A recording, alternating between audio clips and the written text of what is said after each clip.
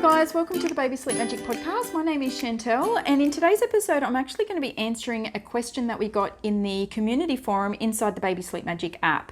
It's a question that I do get quite regularly, whether it's with my own personal clients or whether, people ask me this because they know what I do. It's just a very common thing that I tend to see it's very common. So the question is, hi, my 6-month-old wakes every hour overnight, screams until I put the bottle in his mouth. It's the only way he'll go back to sleep. He will only suck a few times and then drifts back off. He won't take a dummy, padding, rocking, etc. doesn't work. We have white noise and I've tried co-sleeping and having him in a separate room. Is there any ideas that you've got?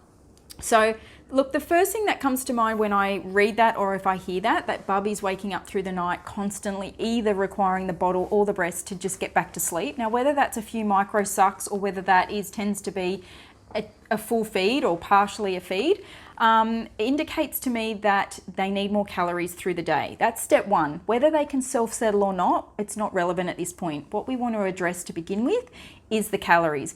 Babies and toddlers are very good at controlling their own calories. So that means the more food or drink or milk that they're having through the day, the less they're going to want to need overnight.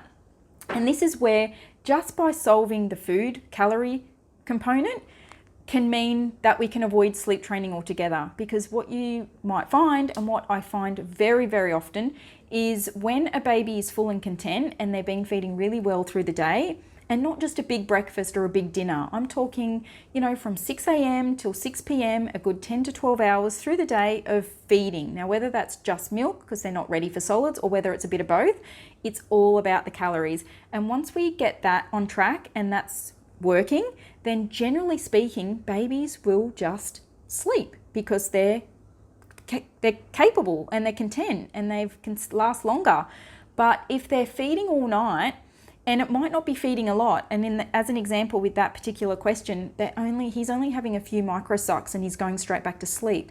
But what you'll probably find over 8 to 10 hours of those micro sucks, all through the night, that baby wakes up relatively full. And what you probably find in situations like that, they're not overly interested in their first milk feed of the day or their first bottle or their first even breakfast if you're on solids. They're just full. They're full and filled up on milk all night, as in, milkshakes. If we were to wake up at 4 or 5 a.m. and have a big milkshake and then be taken to a buffet breakfast, it just wouldn't be that satisfying. We just wouldn't eat that much and we wouldn't want that much. And babies are exactly the same. They're humans, little humans just like us. So we just have to control the calories that they're having. So one way to try to battle this to begin with is if you are in a situation where Bub is waking up super, super frequently, like every hour, hour and a half, sometimes 2 hours through the night and snacking, one way to try to combat that is to offer your baby boob or milk the next day for the next 24 to 48 hours, every hour through the day. So you're kind of flipping it over a little bit. We can't expect them to have big meals or big milk feeds. Their body, their tummy is just not used to it. But what we want to try and do is combat those calories. So every hour during the day or 2 hours, depending on what's happening at night, is to offer the boob or the bottle. And like I said, it's not about filling up 120 to 180 ml bottle and getting them to have that every hour. That is not what I'm suggesting here. It's just a bit of milk. So whether it's 40 mils or 60 mils or one side on the breast, it's just an opportunity. Most likely they'll have a few sucks and pull off, which is fine because that's what they're doing at night. But what we're going to try and do over 10 to 12 hours through the day, if we achieve that, is hopefully over a couple of days of doing that, at night time, those calories are going to start flipping and you should start to get longer stretches at night. And there's certainly nothing wrong with feeding your baby at night up until whatever age, if you wanted to, until 18 months old, whatever you wanted to. But what you want to try and achieve is those feeds to be at least 4 hours apart, because newborn babies are capable of feeding 4 hours apart as long as your baby's on track growth wise, no medical history. There's no reason why your baby can't go 4 hours overnight without a feed. And the best way to combat that, like I keep going back to, is calories through the day. So once you start to master and get those calories in through the day, if your little one wakes up through the night and it hasn't quite been 4 hours, try settling first. Try the patting of the bum, the rocking, do whatever you can. You don't need to abandon them. You don't need to leave them. That's not what I'm suggesting. Just do some comfort techniques first, because you might be surprised if they're genuinely full and content. That habitual waking that they're used to getting should become a lot easier to get them back to sleep, because they're not genuinely fighting for something that they need, because you fulfilled that through the day.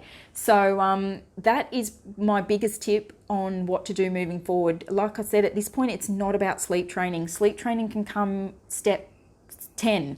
It's all, at the moment, it's about the room environment, having the room dark, the right temperature obviously plays a part.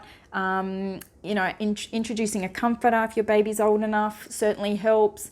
White noise plays a significant role in sleep for babies. When they were in the womb, they were used to noise, white noise, loud, and it was up to 90 decibels in there 24/7. So having white noise is definitely going to be beneficial. And if you are room sharing, make sure you've got something that you all can be happy to sleep with, because the last thing you want is to have a happy baby sleeping, but mum and dad are up all night because they hate the noise. So I usually suggest something like rain, because it's very natural and most people are happy to listen to rain outside. So that's my suggestion with the white noise. But then on top of all those pieces of the puzzle, I call them, calories and food is significant and plays a huge role in getting your little one to sleep soundly through the night. So yeah, look, I hope that helps. Thanks again for listening. And if you do have a particular question, or you're just not sure about something, everything you need to know relevant for your baby, whether you've got a newborn or a 4-year-old, is inside the Baby Sleep Magic app.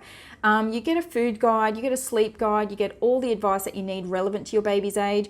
You get 11 different alternate settling options on how to get your little one to sleep. There's also a virtual consultation, which goes through as what I call the 7 pieces of the puzzle on how to get your little one to sleep without the need for sleep training. So, but then also, like I said, if you do have a burning desire question, there is a community in there where you can get all your questions answered. And that's a part of the subscription as well. So look, the link is going to be in the bio.